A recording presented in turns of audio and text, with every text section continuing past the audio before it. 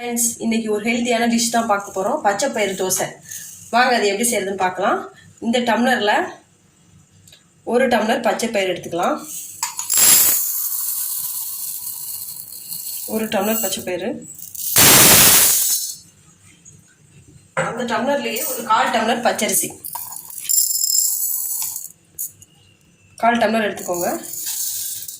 ரெண்டையும் சேர்த்து நல்லா கழுவிக்கலாம். ஃபஸ்ட்டு நல்லா 2 வாட்டி வாஷ் பண்ணி எடுத்துகிட்டு வந்தாச்சு. இப்போ அதை நல்லா தண்ணியில் ஊற வச்சிடலாம்.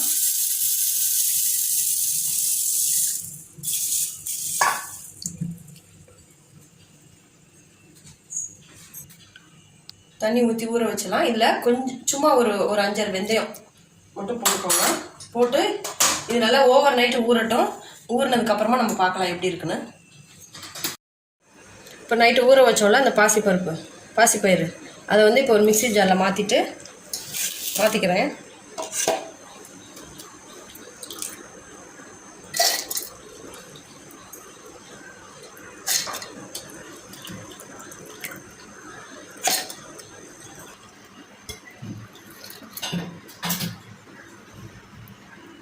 இப்போ பாசிப்பயிரெல்லாம் மிக்ஸி ஜாரில் மாற்றியாச்சு. இதில் 2 பச்சை மிளகா, கொஞ்சமாக இஞ்சி,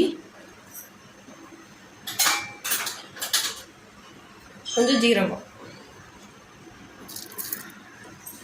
அப்புறமா இதில் உப்பும் சேர்த்துக்கிறேன். கல் உப்பு கொஞ்சம் சேர்த்து இதை நல்லா அரைச்சிட்டு வந்துடலாம்.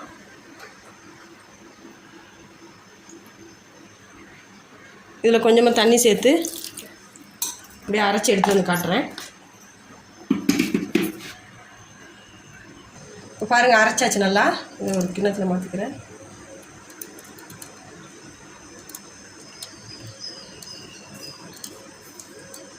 அரைச்சி எடுத்துகிட்டு வந்தாச்சு. இதை நல்லா தோசை மாவு பதத்துக்கு கலந்துக்கோங்க.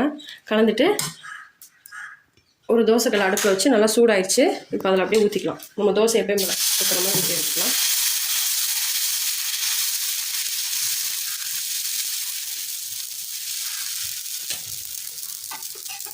இதில் கொஞ்சமாக நெய் போட்டுக்கிறேன். நல்லா வேகட்டும்.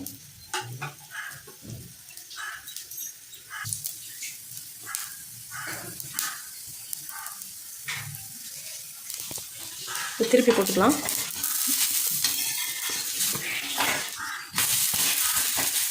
நல்லா வாசனையாக இருக்குது.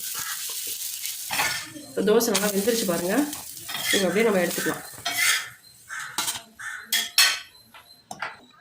தோசை நல்லா தயாராகிடுச்சு. இது தொட்டுக்க தேங்காய் சட்னி வச்சு சர்வ் பண்ண போகிறேன். ஹெல்த்தியான டிஷ் ரெடி ஆகிடுச்சு. நீங்களும் செஞ்சு பாருங்கள். செஞ்சு பார்த்துட்டு பிடிச்சிருந்துச்சுன்னா கமெண்ட் பண்ணுங்கள், சப்ஸ்கிரைப் பண்ணுங்கள். தேங்க்யூ.